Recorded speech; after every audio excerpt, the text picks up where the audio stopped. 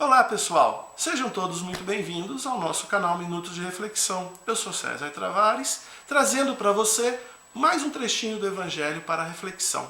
É muito importante vocês que estão acompanhando o canal terem o porquê que nós estamos criando esse canal. É para que você faça o Evangelho no lar. Eu vou pegar um trechinho do Evangelho e sempre trazendo muitas perguntas, muitas reflexões e esclarecimentos. Mas o legal da história é que você ouça, concordando ou não concordando, isso leve para dentro da sua casa e leve essa discussão para a sua família, para os seus entes queridos. Mesmo não concordando, olha, o César falou isso, eu não concordei, eu vi diferente. Legal!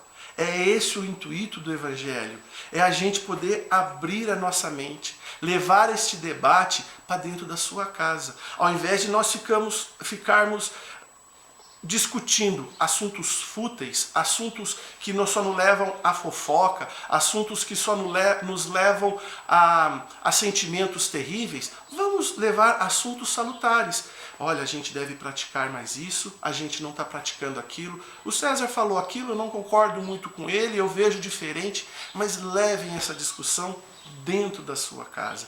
É esse o objetivo deste canal.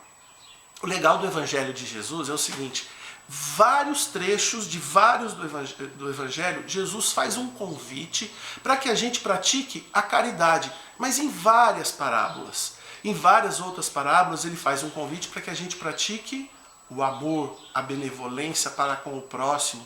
E aí, seguindo adiante, tem outros trechos que Jesus nos ensina a abominar o orgulho dentro de nós, nos ensina vários outros trechos, nos convida a abolir o egoísmo. Então, os trechos do Evangelho, ele sempre é mais do mesmo, ele é repetitivo. Só que às vezes a gente entende de uma forma uma parábola e entende de outra, mas com o mesmo intuito.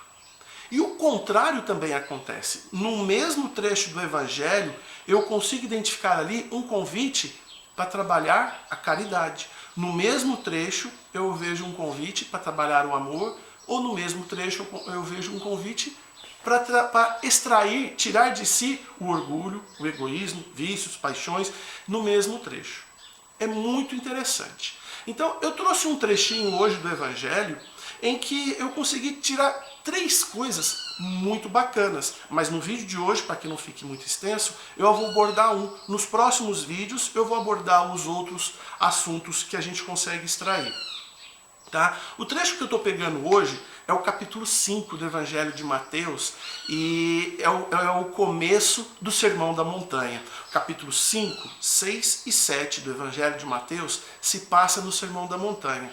E é o resumo, é a síntese de toda a obra de Jesus. O seu Evangelho está sintetizado ali. É muito joia. O próprio Gandhi, na década de 50, disse uma frase muito bacana. Estava começando ali a Guerra Fria, Rússia, União Soviética e Estados Unidos, e aquele negócio de bomba atômica.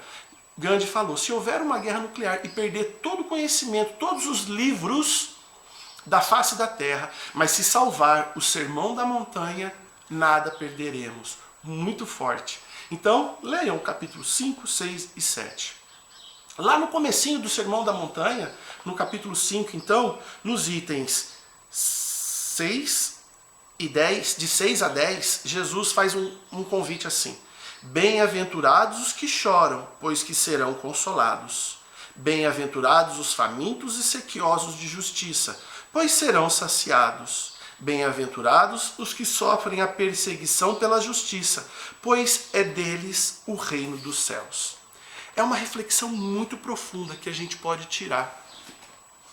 Não seria contraditório se a gente acreditasse somente nessa vida presente, sem crer na existência de uma vida futura, sem crer no reino dos céus? Seria muito contraditório que Jesus convidasse para que a gente chorasse, para que a gente fosse pobre, para que a gente fosse faminto, para que a gente fosse perseguido pela justiça. Se só existe a vida aqui e depois que a gente morre tudo se acaba, seria muito contraditório esse convite de Jesus. Mas não, Se a gente acreditar na vida futura, no reino dos céus, no reino de Deus, e lá sim nós encontraremos a justiça verdadeira, fica muito claro que a gente tem que aceitar as dificuldades que a gente passa sem revolta no coração, sem estar com o coração pesado de raiva, revolta, lamentações. A gente tem que ter a fé na vida futura. É muito claro isso. Quando Jesus menciona isso, nós temos que acreditar e colocar essa fé em primeiro lugar. Fica muito claro, a gente observando ao nosso redor, que umas pessoas sofrem mais que as outras. Umas nascem na miséria completa e outros nascem na opulência. E quando eu estou falando na miséria, é a miséria mesmo, aquelas crianças que nascem na África. Ou não precisa ir, a gente tem situações nas nossas cidades mesmo, pessoas que passam dificuldades, fome, problemas, chagas físicas, e outros a vida sempre sorri. Nasce numa situação financeira confortável, onde a vida tudo faz sorrir, os pais têm condição de pagar uma faculdade e aí tem uma vida profissional de sucesso. É difícil a gente aceitar que uns passam por tanta dificuldade, ou seja, a maioria, né, passa por tanta dificuldade, tantas mazelas na vida, e outras a vida parece só prosperar para eles. Quando a gente aceita isso, é um trabalho para nossa paciência, né? Que muitas vezes a gente acaba entrando em aflições profundas, mas a gente tem que trabalhar isso.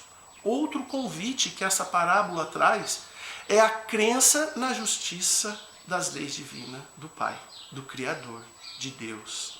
Porque o reino verdadeiro nos será oferecido se a gente acreditar na justiça de Deus. Mas essa justiça, será que ela realmente é justa? Será que quando a gente se revolta, a gente fica com tanta tristeza, tanta revolta, a gente está acreditando que Deus é justo, que Deus é perfeito, que as suas leis são perfeitas?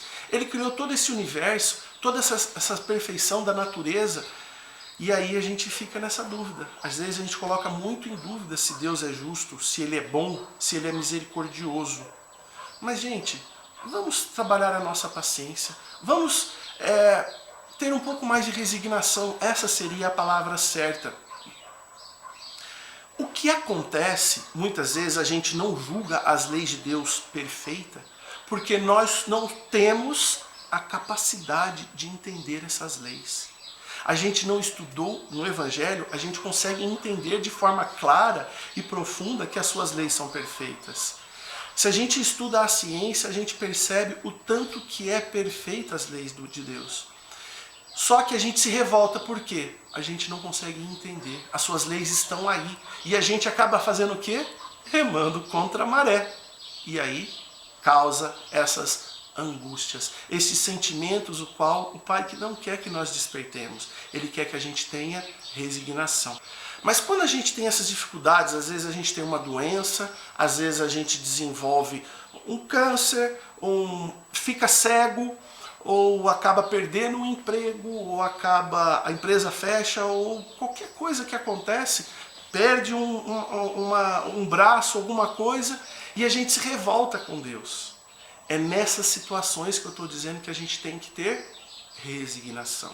Então, quando Jesus, bem-aventurados os aflitos, os famintos, os perseguidos pela justiça, os pobres, Ele está convidando que a gente tenha a resignação. Mas resignação não pode ser confundido, gente, com preguiça. Resignação não pode ser confundido com falta de ação. Muito pelo contrário. A resignação é um convite para que nós hajamos. Mas é que a gente não desperte no coração, a resignação é que a gente não desperte no coração sentimentos de revolta para com as leis de Deus. Para a gente se revoltar com as leis de Deus, a gente tem que conhecer de forma verdadeiramente como são essas leis. Ficou claro para vocês? Mas é um convite. Se a gente passa dificuldades, a gente passa por provas, a gente tem que agir sim, mas dentro das leis de Deus. E, gente, se Deus é bom, é justo, é misericordioso, Ele quer que eu desenvolva ansiedade. Ele quer que eu desenvolva depressão, angústia? Lógico que não. Eu desenvolvo isso por falta de conhecer as suas leis. Gente, é esse a reflexão que eu estou trazendo hoje, dentro dessa passagem. Eu vou fazer novas reflexões dentro desse mesmo trecho e vai ficar assunto para um próximo vídeo. Um beijo no coração de todos e divulguem. Vamos fazer com que essa luz possa ir na casa de outras pessoas. Até mais. Obrigado.